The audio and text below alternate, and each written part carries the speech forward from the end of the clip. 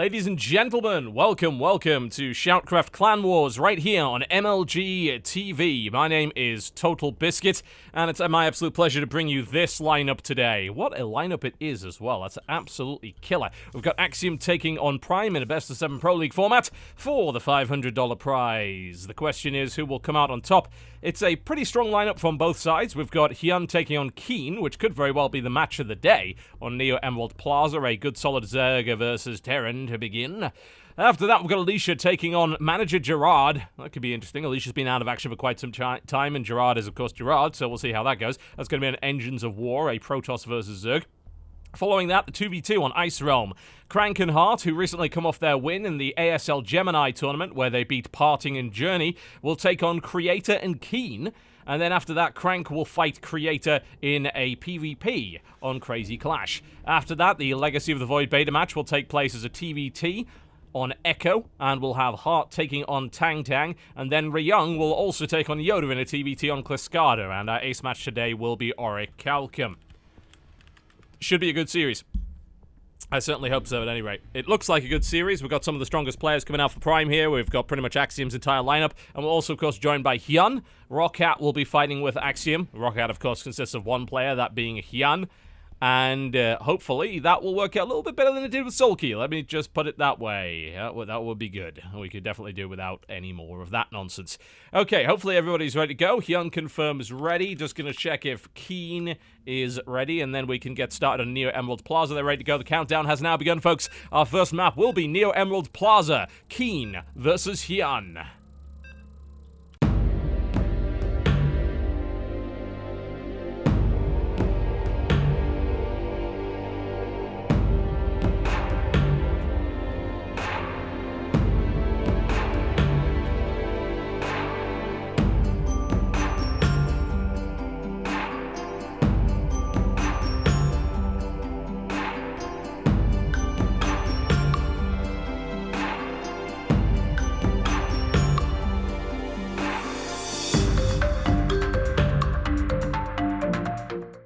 Alright, ladies and gentlemen, welcome to Neo Emerald Plaza. It's my pleasure, to the southwest position, to introduce to you from Team Rockat, playing for Axiom in the Blue Trunks.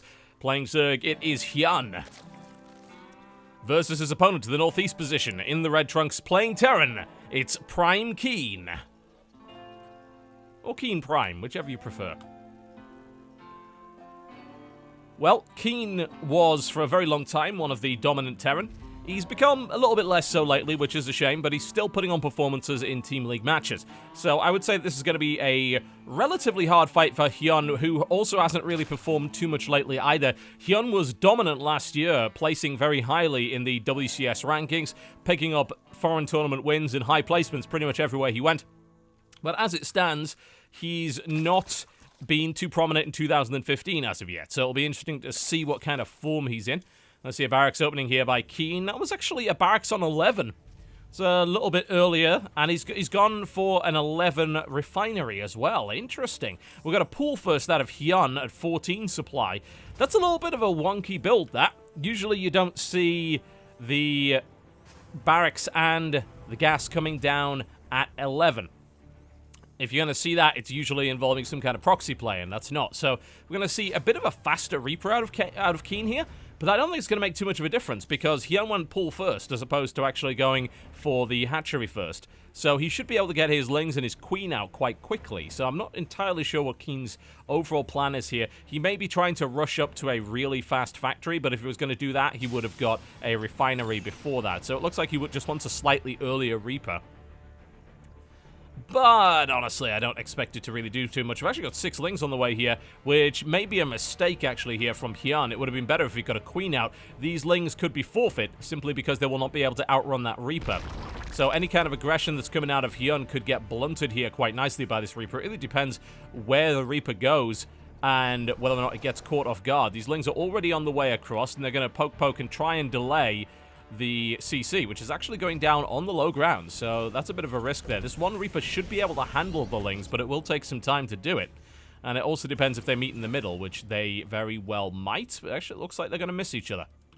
Well, that's actually quite fortunate, I think, for Hyun, because his Queen's going to be out, so he doesn't have to worry about the Reaper, and he can force probably force a cancel on the CC, actually, because that's actually a reactor follow-up here from Keen, which means he has no units, so the Reaper's the wrong side of the map. So this is a great start here for Hyun. Absolutely ideal. Doesn't get any better than this.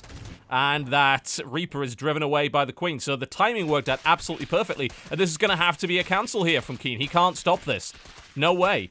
And he may try and build it up a little bit more, but I don't think so. And there's the cancel. Lovely beginning here from Hyun. Absolutely phenomenal start. The Reaper's on its way back, and it's going to possibly save that SCV.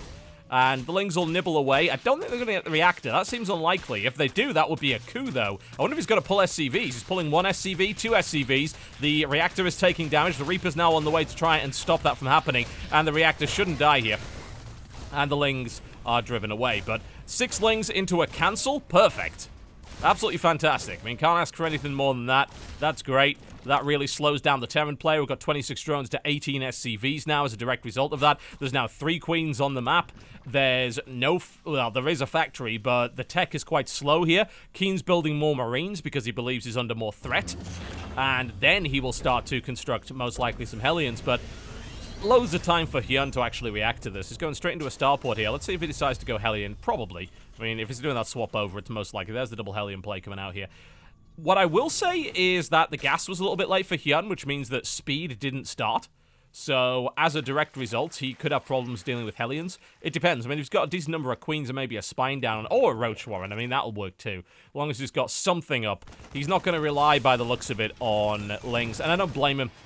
It's not Hyun's style to rely on Zerglings. He usually goes for Roach-heavy play in the Zerg vs. Terran matchup. So it doesn't surprise me at all that he's going to pull that out.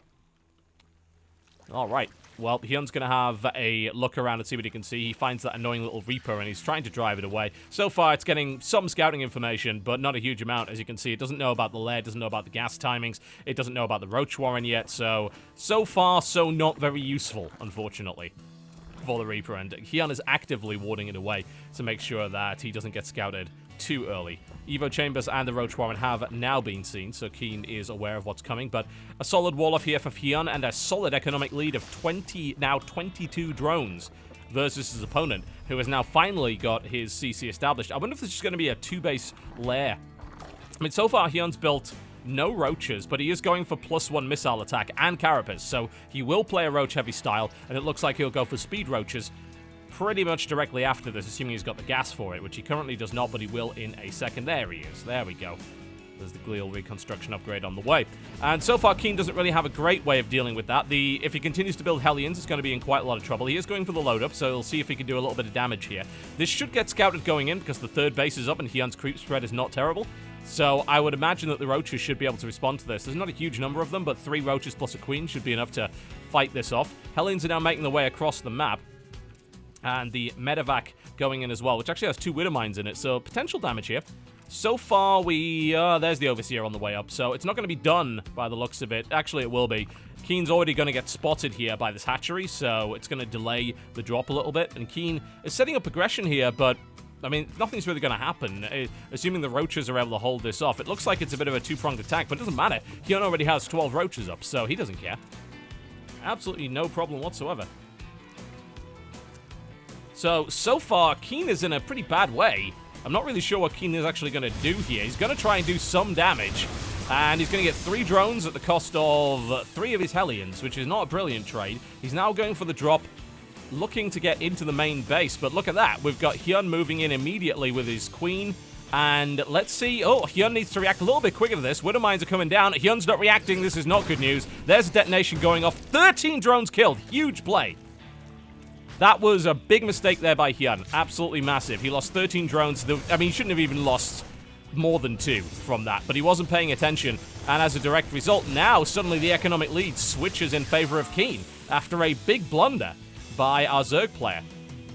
I wonder if Hyun is going to think... Hyun really should attack. There's actually barely anything on the map here. He's got 22 Roaches with another 9 on the way. Keen can't stop this. So, I think Hyun needs to go, and I think he realizes, look, I gotta go now. There is a Banshee on the way, but against 29 Roaches, it'll take a while to kill. So, Hyun should be able to destroy Keen's base here. The problem is he took so much economic damage that if he doesn't do the job here, then I'm very worried that we could end up seeing Hyun actually tapping out. But I think there's so many roaches that I don't think it really matters. He's trying to break his way through here. He's got a focus fire. There goes the Widowmine hit. Doesn't really do too much damage. Takes down the bunker as well. And it's just an overwhelming number of roaches. The Widowmine hits did go off and did some damage. And that bunker is just staying alive. Down it goes. But this is going to be a massacre now in the base with 29 roaches still available and basically no defense here from the Terran player, who was able to do some damage with that drop, but it didn't really matter. Hyun was just going for that huge 1-1 roach push with speed. It did the job. The Marauder is about to go down. There's the GG, and Hyun is successful here in the first game of this best of 7 series. Well, bit dicey there for Hyun for a little while, but honestly, his opening was great. Cancelling that CC so early was fantastic. Basically, Keen got the wrong end of that one, and shouldn't have really built his CC on the low ground. If he built it on the high ground, that could have been a totally different game. But as it stands, nope. Hyun picks up the first game in this best of 7 series. Alright, folks, we'll be moving on to the next map momentarily. The next map will be Engines of War. It will be Alicia taking on Gerard in a Protoss versus Zerg. Don't go anywhere. We'll be right back after the break.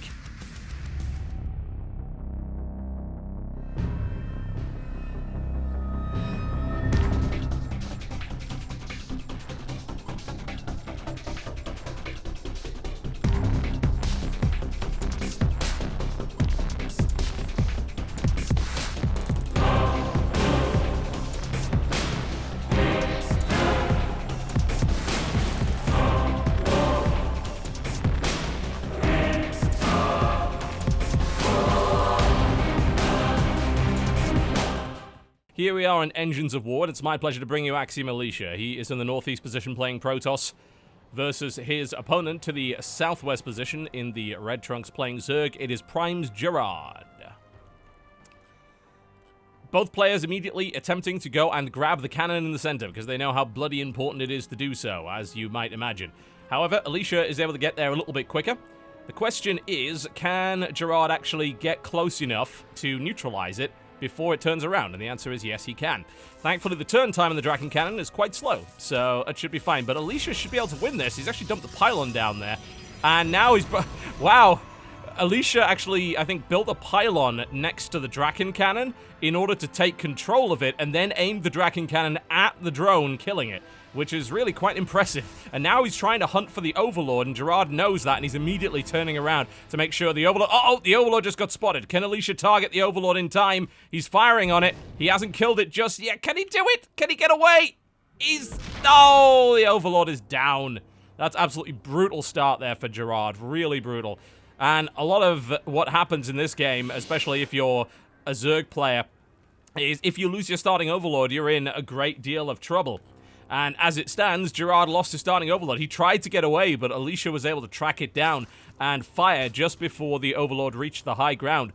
So, I mean, it seems to me like Zerg players, if they can't guarantee taking this middle position now, should really be strongly considering not sending their Overlords out that way and just taking them around the side of the map instead of going directly near the range of the cannon. If you click the cannon, you can actually see the range of it. So I would have sent the Overlord around here, just around the edge of it, in order to avoid that from happening. So this is going to be a bit of a problem for Gerard there. It slows him down just a little bit. It's not completely and totally disastrous, but it is not a great start for our Zerg player, and it also means that the Protoss player can expand without too much of a concern for anything.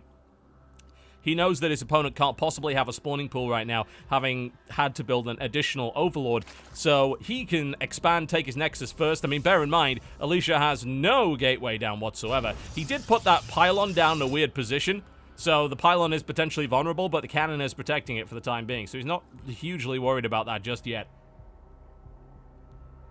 Well, that's not, as I said, a great start for Gerard, but he's not out of it yet. Alicia is in a good position because he was able to be super greedy versus his opponent. And usually a Protoss player might not necessarily get away with the Nexus first play because the Zerg player can be highly aggressive. I mean, if he opens up with, say, 6 Lings and then goes across the map, he does the same thing that he does to Keen. And that means that he cancels that expansion. But as it stands, Alicia's in a great spot right now. Gets plenty of scouting information. His opponent has nothing to stop him doing that. And just bear in mind the other thing that matters, later queens. Much, much, much later queens. He's not going to have queens until about the 5-minute mark. What does that mean? That means you're building 3 things at a time, not 7. So you're not starting your lava injection, which is, again, a huge problem because you're producing slower than your opponent. Your opponent has Chrono Boost. You usually have Lava Inject. If you don't have Lava Inject, then you are not producing at the same speed that the Protoss player is. So that means you fall further and further behind. Not only that, but taking expansions is obviously difficult with the cannon secured. So this is going to be a very big uphill battle here for Gerard. Very, very big uphill battle.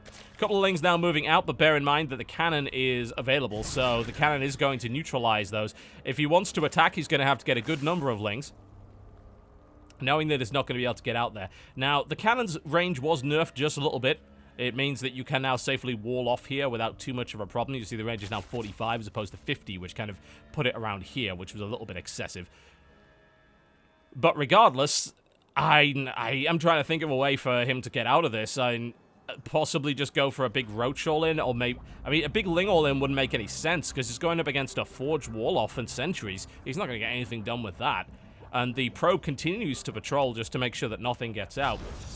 A large number of Lings could get across the map and could take out that pylon and also neutralize the Draken Cannon. That would do the job. Bear in mind that the Draken Cannon can't fire on something it can't see, so as long as this probe gets killed, and it will die with speed on the way, then we should be able to see a breakup. But what's surprising to me is he's nope, I was going to say, if he goes out without speed, then he's going to lose way more Lings than he should. So he should actually hold back until speed is done. He's chosen he's not going to do that, but Alicia's not paying attention and loses the probe. So it doesn't really matter either way. And that means that he should be able to grab this Draken Cannon without losing too many Lings. Probably lose one, but by the time they get in there... Nope, they've neutralized it immediately, so it's not too much of a problem. In fact, Gerard could use the cannon himself to blow up the pylon, but he realizes he doesn't need it. So, there we go. Nice job securing the cannon. Gerard has managed to break out of there and is now making his way through to Lair Tech. But he has a severe economic disadvantage. So, the question is, will he get greedy? He's trying to make his way across the map, but he's not going to get anything done here, I don't think. There's 3 sentries out already, so there's no real attack path. Alicia has fully walled off this base, so he's very, very safe. I think the best way that Gerard could go here is to try and take more bases greedily. That seems to make sense. Why would you not do that? Your opponent has nothing on the map. Your opponent basically has 4 sentries. He can't leave. So why would you not go and expand? And that's exactly what he's doing. So he is going to try and do that now. But in the meantime, the economic lead that Alicia was able to accomplish has now started to turn into technology. We've got Warp Prism on the way and +1 ground weapon almost done. So the harassment is going to start to begin, even though Alicia is walled in. Roach Warren is on the way. I like that. It's good to see that. But this Warp Prism could be a problem. And of course, the Warp Prism combined with the sentries could cause that ever-classic wall-off, whereby the Zerg player loses access to his main base, can't reinforce, and ends up losing a ton of drones as a result. So we'll see where the Warp Prism decides to go from here. And he's actually not picking the sentries up at all. Looks like he's going to possibly go for a Zealot warp in there. Oh, he's actually warping in a lot of Zealots here already. I wonder if he's going to go for a elevation play here. I mean, you generally don't see that happening with a Warp Prism because you can just warp in units, but as it stands, this might not be a bad idea. You pick up 4 Zealots, you drop them in the base outside of range of the creep, you pick up the others, and then you warp in a bunch, and you go for a massive push. In fact, he might even use it to warp in 2 sentries. There we go. So now he's going to go for that play, and it looks like he's going to attack possibly both bases simultaneously. There are a bunch of Lings, but they're the wrong side of the map. I mean, they're going to have to come back here, and here comes that sentry wall-off, and this is going to be brutal. There's no Roaches on the way either. The Zealots are going to attack and probably destroy the Roach Warren. And now a bunch of Zealots have made their way into the natural mineral line as well, completely bypassing the cannon. The Lings are on the way back, but there's the wall off. The Queen's dead. The Roach Warren will die. There's 10 Roaches in production now, which will help, but this Warp Prism is now uncontested. And the Warp Prism, I mean, it doesn't even matter. He's slicing his way through the mineral line here as well. That's 20 drones down. And finally, this gets cleaned up, but 20 drones killed for the exchange of like 4 Zealots is absolutely ideal. Drones coming off the line here, and they're not going to get anything done. More Zealots warp in, and it doesn't matter. The Roaches are split between the 2 bases, and they can't get in. So this entire mineral line is gone, and this looks like it is going to be game. I don't see a situation of Gerard coming back from this. The drones are getting massacred, and this was just a brutal play here. Big Zealot warp in. Huge play with the Warp Prism here by Alicia, and Gerard is getting butchered. He just lost his lair. It's 4 drones versus 45 workers. I mean, the writing is on the wall here. Gerard can't possibly come back from this in a million years. He will clean this up, but The good old question, at what cost? There's 2 drones on the field, 42 workers killed, 2 drones to 45. The only thing Gerard can actually do now, I think, is push across the map and try and win. But Alicia's already prepared. He's got his mothership core out, he's got stalkers, he's got sentries, he's warping in a bunch more units, he has +1 upgrades. Gerard's dead. There's not even a doubt about it, Gerard is dead. Usually I would try at some point to say, yeah, okay, maybe he can come back. No, he can't come back. It's impossible. From this situation, you just can't do it. You can't. I mean, look at the army supply. Gerard has half the army supply of his opponent, and yet has 2 workers to 45. It's impossible to win this. And the cannon's just been taken as well, just to make matters even worse. That's going to kill 1 roach every shot. Gerard's dead. I'm not sure why he's not leaving, but he is very, very dead, and I think he's about to discover that as soon as he walks into that. A huge force of Blink Stalkers. That's game. No doubt about that. Axiom goes up 2-0. There's the GG. Ouch. Painful. Painful start there by Gerard, and a mistake that some Zerg players have made. The idea that actually taking your Overlord into that position in range of the cannon is really, really risky. If you lose the fight in the center, your Overlord's down. If you lose your Overlord, you are hugely behind in the early game. So I like to see Zerg players try and avoid that cannon entirely. I just don't think it's worth it. It's not worth the risk. Yeah, it'll take a little bit longer for your Overlord to make it across the map, I get that, but it's not worth the risk. Moving it into range of that cannon is potentially suicidal. It can lose you the game. And as we saw, Gerard just got butchered. There's no real doubt about that. Okay. 2v2 time, folks. It's going to be an Ice Realm. We're going to be seeing Crank and Hart, the recent winners of the ASL Gemini tournament, taking on a team from Prime. Will they be able to overcome? We'll find out after the break. Will Prime be able to start their comeback? It's all going down after a few short messages. Don't go anywhere.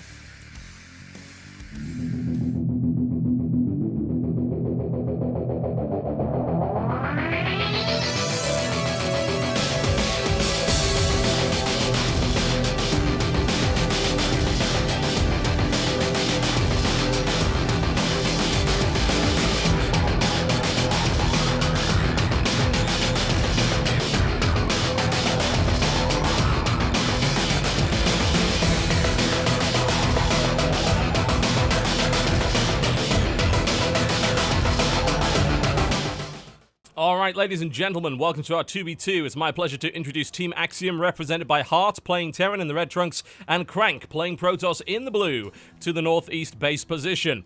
In the southwest base position, we have the baby blue trunks representing Prime Creator as Protoss, and Keen as Terran in the purple. Well, that's a really strong team. Keen and Creator. Creator, arguably the best player on Team Prime. I don't think that's actually an unfair assessment. Creator's really good. He's shown strong performances in Pro League. Keen is, of course, a good player too.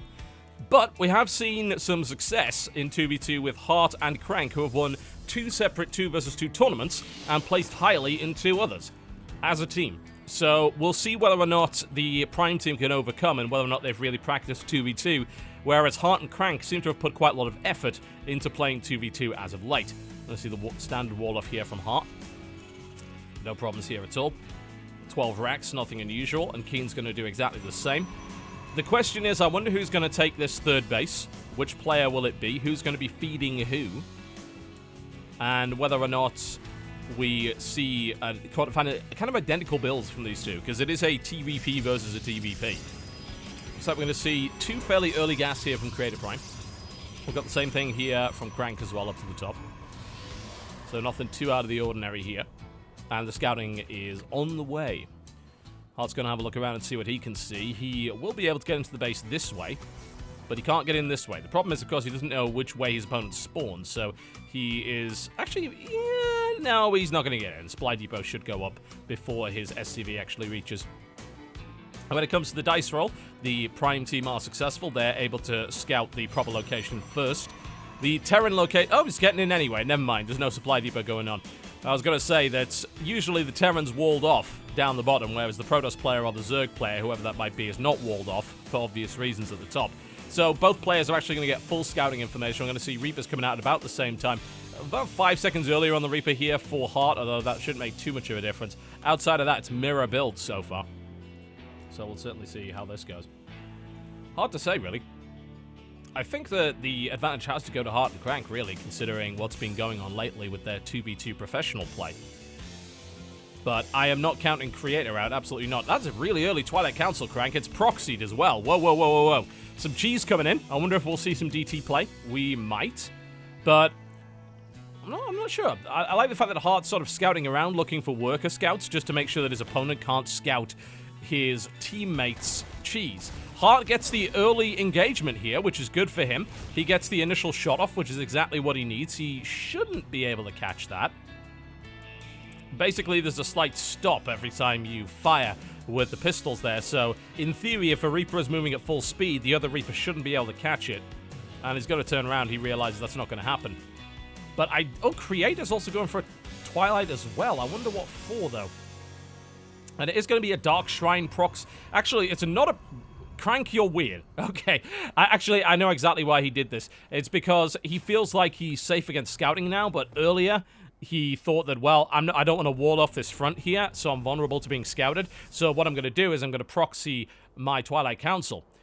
And then I'm going to build the Dark Shrine in the base once I feel secure. And it looks like Creator Prime is not going to see it either. This is a pretty good proxy position. Nothing too fancy about it, but it's certainly out of the way and it's doing the job. In the meantime, however, Keen is getting the good end of the Reaper play. I'm not really sure what's going on with that. It's currently 2 Reapers versus 2 Reapers. Nice shutdown on the probe there as well. But Dark Shrine is on the way. The question is, where are the DTs going to come from? Ooh, Crank's found a position. I don't know if it actually should be able to warp right over the force field. I was a bit concerned that this force field might come up, which would wall off Crank, but it's not really too much of a problem. You can always go around the other way. Plus, I think you can warp past that anyway. And Creator Prime made his way into the Protoss base and is doing some damage here, and there's the recall. Kills a couple of Marines, recalls out. Oh, he just cancelled the DT Shrine. He scouted the DT Shrine. That is... oh, wow. That's actually bad for Crank. He's now having to go into Blink, and he is a minute behind his opponent. Not to mention the fact that he just lost that pylon as well. So the DT play was scouted. It's a shame he didn't proxy it. If he'd actually proxied it up to the top with his Twilight Council, he would have been fine. But there you go. Alright, well, so far it's just been Reaper on Reaper. The economic situation is very, very equal, but Crank is now somewhat behind because he went for a DT Gambit and, well, he wasn't able to get it. So we may see some pretty nasty early aggression coming out of the Prime team as a result of that. We're seeing Creator start to build up a bunch of Stalkers, and he finds the other pylon as well. So Crank losing 2 pylons for free here. And he's going to have Blink a lot earlier. The question is, do we have the right numbers here? We've got a Widow Mine up. We've got a Marine, 7 Marines and a Reaper here, so it may certainly do the job. So a quick Reaper shut down there as well. The Reapers are now dead for Keen. There's still Reapers on the board for Heart. Not that they're expected to do too much, but it's always nice to have the spare units anyway. And he can continue to try and get some scouting information. Here comes a drop from Heart.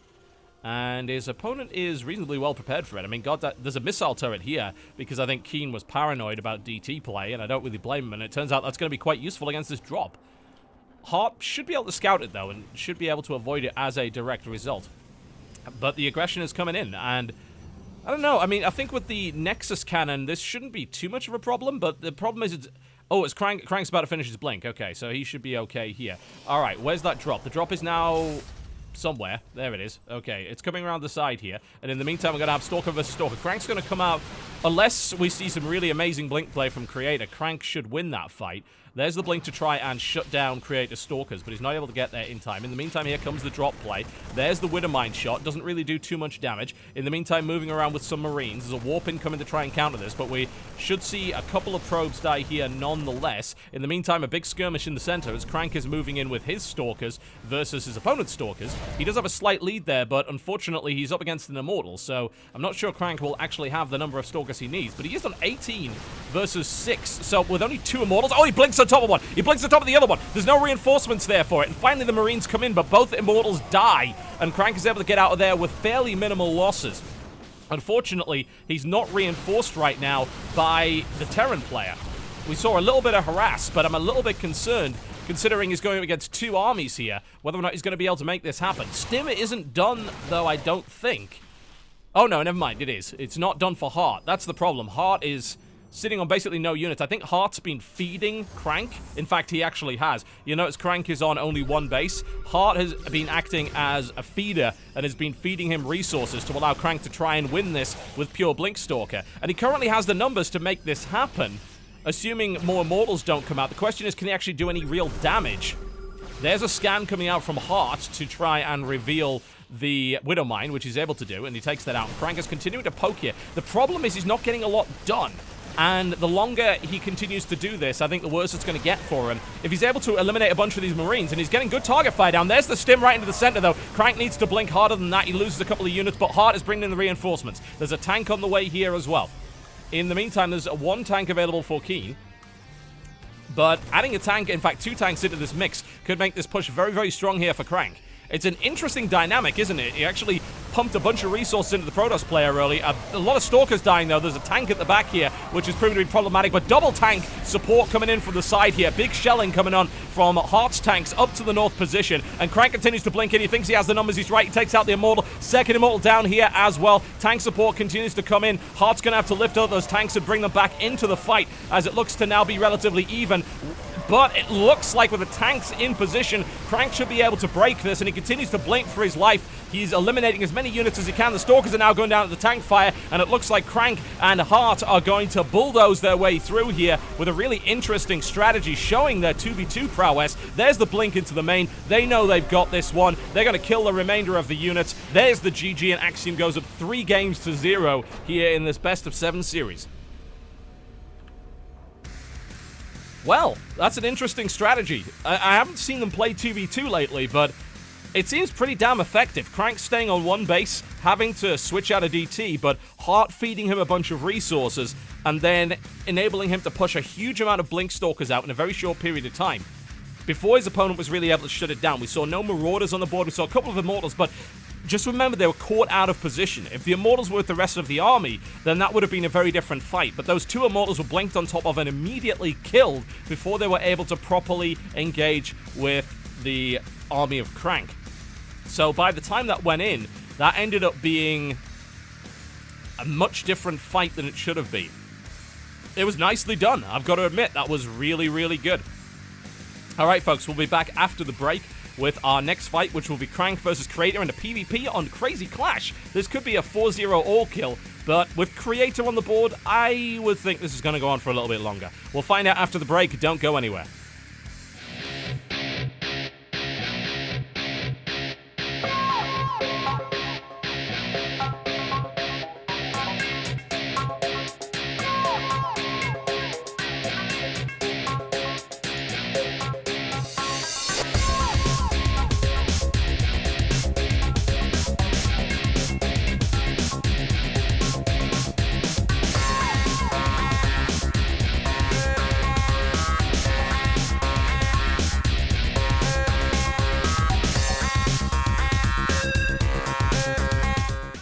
Alright, ladies and gentlemen, welcome to Crazy Clash. It's my pleasure to bring you Axiom Crank. He is in the blue trunks playing Protoss to the north versus his opponent to the west position. In the red trunks playing Protoss, it is Creator Prime. The last man standing for the Prime team, who are currently down 3 maps to 0. Not a great start for Prime, but Creator is effectively their ace player.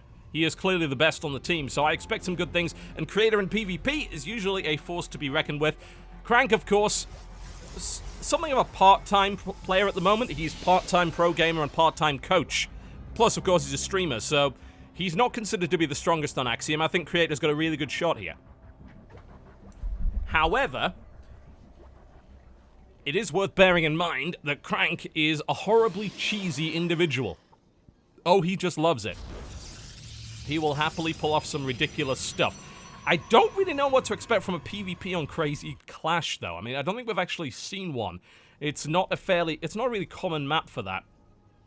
But it should work. I mean, there's plenty of positions for proxy play. There's all sorts of nonsense you could pull off here with warp prisms, so I don't see the problem with playing Protoss on this map.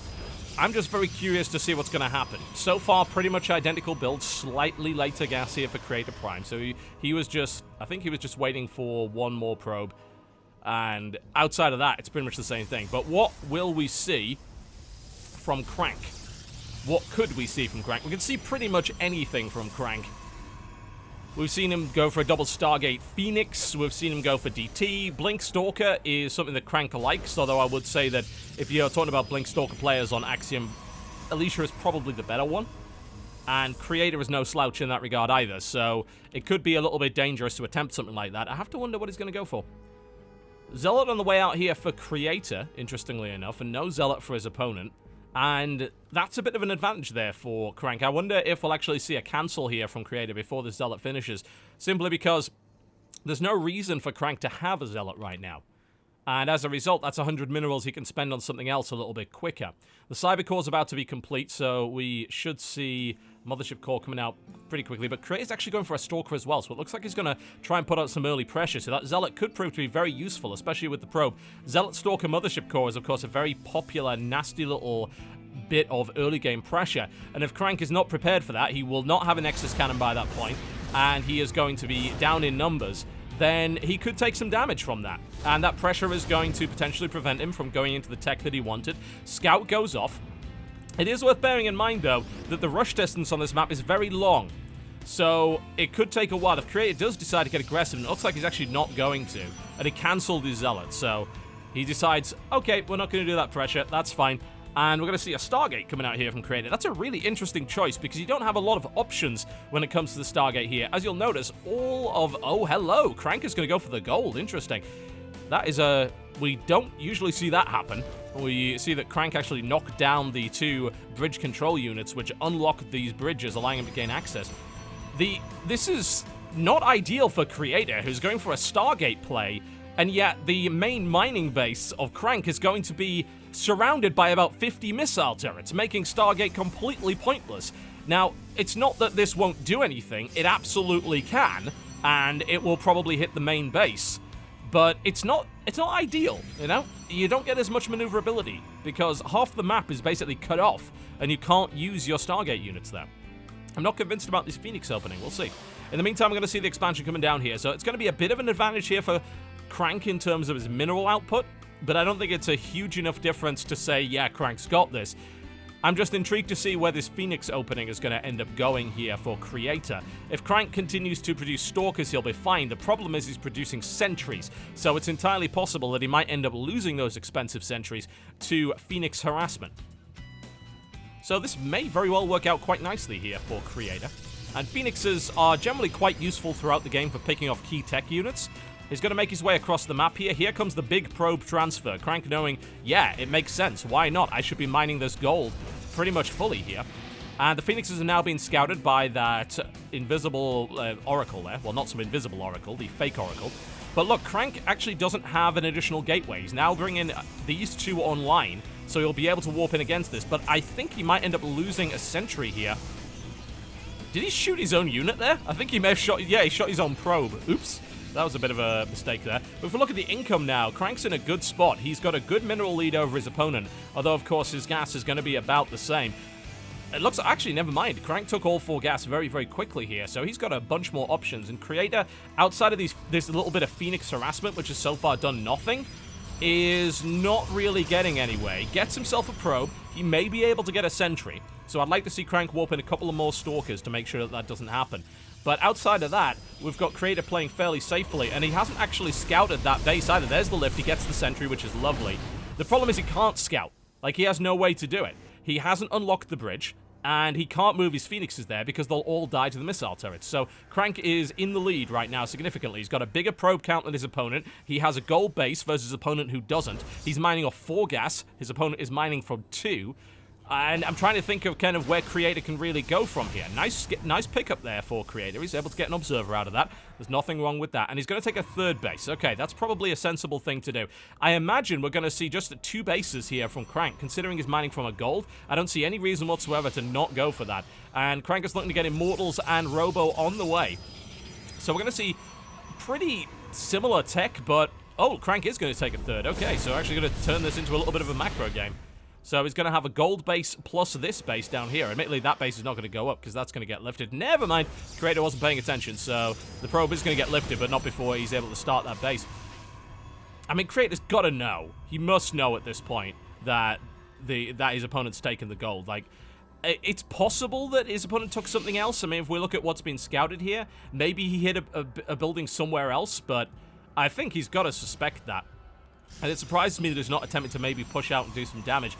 Alright, well, we're going to see the Robotech and Colossus coming out for both players. And Creator is going to have this base, but he's been going up against his opponent who's been mining from a gold for a good couple of minutes. So Crank should have the economic lead regardless, and he has his third base on the way, even though it's not actually done yet. Creator now moving in to see what he can find, and he's going to scout those Immortals. That's always nice to see. Get some information here, and he's going to get another sentry. In fact, he might even get... Nope, there's the pickup. He's going to get all of the sentries here. That's a great trade. Losing only one Phoenix for 2 sentries is brilliant. Not that Crank really needs his sentries right now. He's building a force of Immortal, Stalker, and Colossus, so it doesn't really matter too much. We are actually seeing Charge come out here from Prime, from Creator Prime, which is not a bad move considering the sentries were taken out, but I'm a bit worried about the effectiveness of the Zealots against Colossus play. They'll be great against the Immortals, no doubt about that, but against Colossus, it's going to be a bit more difficult. Look at that. Crank is with a Gateway Explosion. 5 more Gateways coming out immediately, while Creator continues to expand. Now, Creator does have 60 probes now, so his income is now, it's actually improved over Crank's. And we're going to see some more harassment here, so some probes are going to die. And the Colossus is going to get scouted as well, so that's good for Creator. I'm a bit worried. I wonder if Crank's timing is actually going to hit. I mean, if we look at the army supply, then Crank has a bit of a lead, but it's not a huge one. So I am a little bit worried about that. I also accidentally zoomed out, and I have no idea how to zoom back in, so I guess we're doing it this way for the time being. My apologies. I used a hotkey combination, but I'm not actually sure which one it was. It's not that one. Nope, not that one. Or that. Okay, never mind. Alright, well, I guess we're going to do it this way, then. We're going to see what looks to be it'll be a 2 Colossus push with Crank moving. Crank will bring his other Colossus in momentarily, but he's taking yet more economic damage, and this push isn't getting anything done right now. And that's giving Creator Prime a good chance to get back into this game. Crank wasn't able to capitalize as of yet. We'll see. I mean, he still has an army supply lead. If he gets a good fight on, considering especially it's 3 Immortals versus 1, and there's an Archon in the mix, then this could certainly do the job.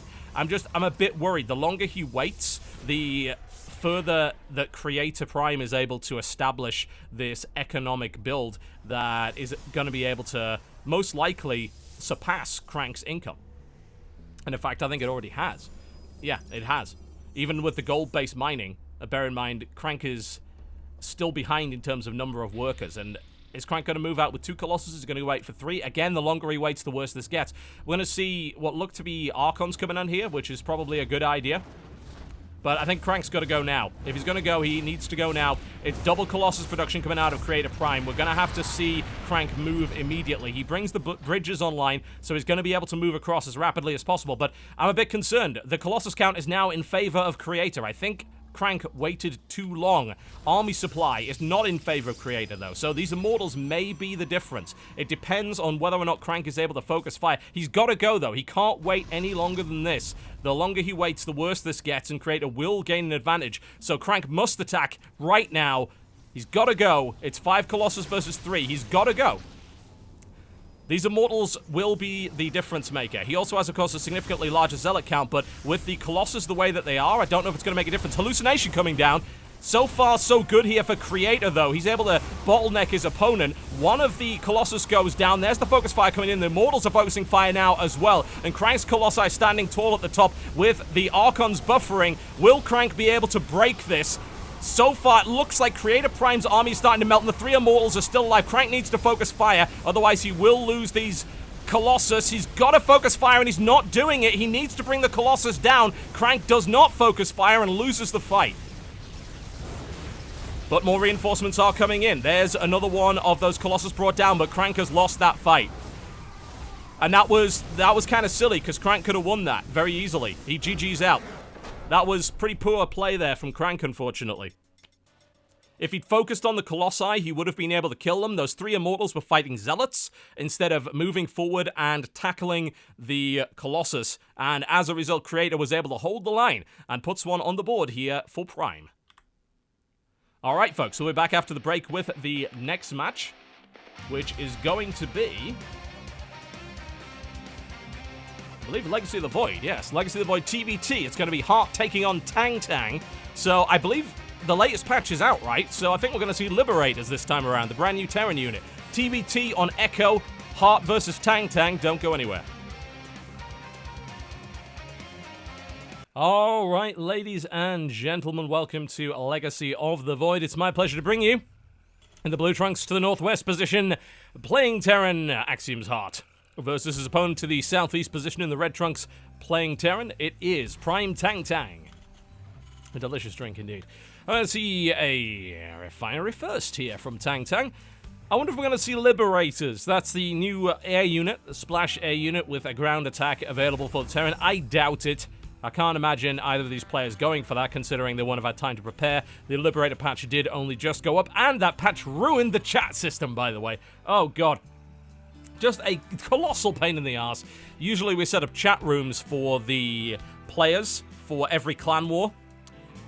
And what we have is once you join the chat room, you see a list of all the players, meaning it's very, very easy to invite people. Now, in Legacy of the Void, they've changed it to a Heroes of the Storm style system, so the whole thing is completely useless, because it doesn't have a list of people in the chat room, so you can't invite people. Bloody pain in the ass. I really hope they rethink it. Double gas opening from Tang Tang. This is fancy. Wonder what we're going to see from this. Double gas opening, I mean, it could be something like Cloak Banshee. He may be trying some sort of Liberator play, maybe. But that's a lot of gas. That's a lot of gas to have early on. He's mining all of it as well. So we're going to see a huge income difference in terms of gas very, very quickly here. And we're going straight into factory by the looks of it. I mean, Cloak Banshee is maybe the most likely. Let's see, just a standard barracks expand here for Heart. So a Cloaked Banshee could very easily catch him off guard, I think. Now, if I recall correctly, if I am not very much mistaken, the latest patch notes also indicate that... did Heart see? He saw one gas, not the other, but he did see the factory going down, so I think he's probably a bit suspicious. Anyway, if I recall correctly, the new patch means that the engineering bay is now required again for missile turrets, whereas it didn't used to be. So, I have a feeling that if this is a Cloaked Banshee opening here from Tang Tang, which it very well might be, then it could catch his opponent off guard. He's going right into Starport here, so very likely that we'll see Banshee. It could be Liberator, but you've not had a chance to practice with Liberator. I can't imagine he's going to go for that. Heart's going to move in with a Reaper and is going to be able to hopefully scout this. In fact, the Marines are out of position, so he's able to look around and he should be able to see the second gas. And you should be able to see the starport as well. The Marines are moving into position. He actually does, yeah. Oh, he throws a grenade. That's kind of cute. Doesn't do anything, but it does a very small amount of damage. 10 damage with a knockback, which is not going to kill it. Tang Tang actually trying to kill the Reaper, and he's going to get it. Heart miss micros and loses the Reaper. I think he was going to lose it anyway due to the Hellion, but never mind. The problem is, what does Heart... Heart only has one Marine. So this very early push could do some damage, no doubt about that. At least the command center is done, so Heart shouldn't... I mean, he's probably going to lose an SCV or two, but it shouldn't be too much of a problem for him. He's got a couple of Marines now on the way, and it's going to take a while for these Marines to make their way across the map, but this bunker's not going to finish. Now, what exactly is going on here? Tang Tang actually is going for... He's not going for Banshee yet. He's going for a really early medevac. And then maybe Banshee? I don't know. It's a weird one. It's a weird one. Marines now on the field. We've got a Widow Mine coming down here as well. And he was... Oh, nice micro there by Heart. He unburrows to make sure that doesn't go off. And Heart looks like he's going to be able to push this back. Good focus fire, and down goes the pushing force. And this medevac is now useless. So I'm not sure what Tang Tang's plan was. He is now going for Cloak. I wonder if Tang Tang thought, oh, I've got an opportunity. I think he was planning to go Cloak Banshee, but instead he said, oh, my opponent has no defense. If I build a medevac, I can keep pushing. But he ended up losing the fight. So as a result, Tang Tang's kind of in a bad way because this Banshee play is really late, and now there's a missile turret in each mineral line. So I'm not entirely convinced by that. And we're also seeing a much... Bear in mind, Tang Tang is only just now expanding. So Heart is well ahead. He is a bit supply blocked though, so that's going to slow him down somewhat. Cyclone on the way here for Tang Tang. Raven on the way for Heart. The Cyclone, of course, did get nerfed. It cannot target air units anymore until you upgrade it. But it will still be a quite powerful unit to have. It's pretty expensive, though. I wonder what Heart's build is going to be. So far, it's just like, I'm going to build whatever. He's got Marines. And it looks like he's going to get a kill on this Marine nice and easily here. But yeah, it's the problem that Tang's now got is he's got this useless medevac, and the Banshee's now on the way across, but what's going to get done? I mean, it should be able to pick off maybe a couple of SCVs off the side there, but this cloak is effectively useless. The missile turret is up, so it's not going to be able to get too far in there, and the Viking's on the way as well, so that cloak Banshee's going to get completely shut down. Well, that sucks if you happen to be Tang. That really, really does. Although he is currently out of range here. He's going to have to try and repair this bunker. He might even decide to try and salvage it, actually. But the Raven's now on the field, so he doesn't even need to do that. So far, we see an economic lead here for Hart, who got the better end of the opening. Tang building a force of Marines, Banshees, and Cyclones, which is an interesting combo. He's continuing to build Banshees. Gets Alien out of it, at least. But so far, the cloak has not proved to be too useful, and with the Raven in the mix, we might see a situation where these cloak Banshees really don't get an awful lot done at all, and the Raven's trying to track this cloak Banshee. Unfortunately, it is a little bit slower, and down it goes. A couple of extra Vikings popping out for Hart at just the right moment there. So we're going to see mech for Tang. He's now transitioning into it. He's got a bunch of Marines here, but I don't see them getting too much done. I mean, these Cyclones could be dangerous. I'll have to see what he can really get done with it. But we're going to see Hart with the tank, plus some Marines at the front here. Hart's army is maybe a little bit smaller than his opponent's, but I'm not sure if Tang's going to really get anything done with this. I just don't know how effective these Cyclones are going to be. If they end up being super effective, then we could see a very different fight. I mean, it's 450 gas invested in 3 Cyclones here. So let's see if Hart can ward it off. He does have a second tank out now. And Tang is not pushing yet. He's bringing a Viking in first. He is getting a third base up, so that's a potential opportunity. If Tang can hold Hart back into his base with this force and get that third base up behind it, he can very easily catch up in terms of economy. Right now, he's still behind 9 workers, and he's been mining a lot less time as well, so Hart's still in a good spot. I'm a bit worried about Hart moving out here, though. Hart's trying to take his own third base. These Cyclones could prove to be very dangerous. And if Hart's not careful, he's going to get caught out of position. Tanks now in play. 2 more tanks, though. So, I don't know. The Cloak Banshees could do the job. Where are the Vikings? Where are the Vikings? Where are the Vikings? Too late. 1 tank is going to go down. Ah! Almost managed to get that. Looks like we might actually have to see a scan here. The Raven is obviously out of position. And here come the Cyclones. 1 falls almost immediately, though the Banshees are remaining untouched. But the Raven is now in play, and down goes pretty much all of Tang's army. Gets decimated here. And it is being pushed back. It looks like those Banshees are going to get away. There's the stim just to eliminate the last few units, but Hart is now nicely ahead, and that third base of Tang is under threat. There's the scan. It continues to see the Banshees. It's not going to catch him. It might get 1. It does get 1. Okay. That's worth it. Not bad for the scan there. Get another Banshee out of the field. Currently, army supply is in favor of Hart. In fact, pretty much everything is. In terms of his economy, he's now rolling on 3 bases. He's got another missile turret coming in to make sure no Banshee harass comes out. So what's Tang's overall plan? Well, Tang is now producing a large number of tanks. He currently has more than his opponent. He's grabbing Cyclone as well, and he's going up to armory tech here. So we might see some Hellbats in the mix as well. It looks like it's going to be full mech. He's actually running off of 2 starports, which is a bit unusual. He's getting a Raven. I wonder if he'll try and get a Liberator. And it might be nice to get a Liberator to shoot down some of those medevacs. If he gets a good number of Liberators and he's able to kill the medevacs and kill the Vikings, then that could work out pretty well. Hart going for the big load up with the tanks, though, and it looks like this push is going to start way before any kind of transition can happen. The Infernal Pre-Igniter is a minute from finishing, and this attack is going to hit before that. So Hart's in a good spot to take this.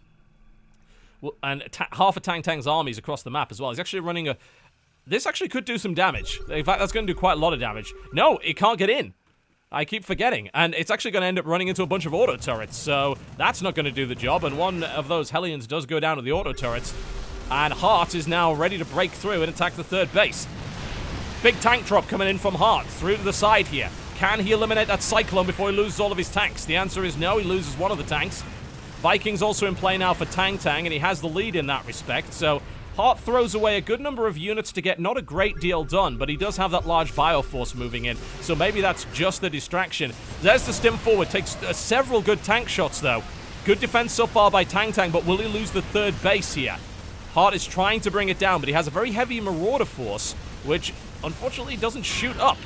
In the meantime, tank drop comes in, another tank falls here for Hart as he tries to micro against this, kills a few SCVs. The third base is being pressured here, but there are tanks in position. Nice pick off of the Banshee there. Hart is able to save that tank and is moving more reinforcements across the map. And that's no mining third base here for Tang Tang. That's perhaps the critical element. Tang Tang still has a decent enough standing army with his tanks, but unfortunately there's now 4 bases up for Hart, and he's just flooding units across the map at this stage. Huge amounts of bio, large numbers of marauders. There's the drop coming in here as well. He picks off the tech lab. He's moving in to try and pick off some add-ons to slow the production of his opponent. Gets the reactor as well. Lovely hits. And he's focusing on the tech lab as well, and he's going to get the tech lab. That's pretty critical. No more tanks here for Tang Tang as Hart brings a huge bioforce across the board. He's almost finished. There's the stim, and it looks like Tang Tang is going to get crushed from multiple sides. 4 tanks immediately fall. Tang Tang has nothing to back that up. A 5th tank goes down, and Hart is bulldozing his way through the natural here, and it looks like Tang Tang is not going to have enough to make this happen. All the tanks fall from the stimmed marauders, and that is GG, and Axiom takes this series 4 games to 1. Well, there you go. Tang Tang not able to make it happen. I think it all really came down to that opening, honestly. It really did come down to that opening. It didn't work out well for him at all. He ended up in this weird position where he thought, oh, I can push. I'll build a medevac instead of building a Banshee. And, well, he lost the fight at the natural, and then the medevac just sat around being useless. The Banshee came in too late, and that ended up with him being behind economically. And there we go. That is the win for Axiom. A pretty strong performance there with only 1 map dropped with Crank versus Creator. And Prime unfortunately sent back to the drawing board. They've picked up a win so far, but they're now currently 1 win to 2 losses here in the Clan Wars. Alright folks, there you go. That actually wraps us up for the month. Thank you very much for watching Shoutcraft Clan Wars. The next Clan War will actually be on the 3rd of June. It was a postponed Clan War, which was Spenu taking on Yo Flash Wolves, which is pretty much a all-star match. That's going to be happening on the 3rd of June. So we've moved that, and it's going to be at 9 p.m. Eastern, which is 6 p.m. Pacific. I'll put up some more information there on the schedule, which is available on teamliquid.net. Click the StarCraft 2 tournament board and click on Shoutcraft Clan Wars. You will find all the information that you want about the schedule for the Clan Wars, and there's plenty more coming up in June. Big thanks to everyone who watched. If you missed anything, the reruns will begin about 5 minutes after this show, and we'll also be putting up spoiler-free VODs over on youtube.com/TotalBiscuit. If you missed any of the previous Clan Wars, you can catch them on youtube.com/TotalBiscuit in a spoiler-free format. Thank you very much for MLG TV's sponsorship. We very much appreciate it. $5,000 a month going to these teams. And big thanks to you for watching. I'll see you next time.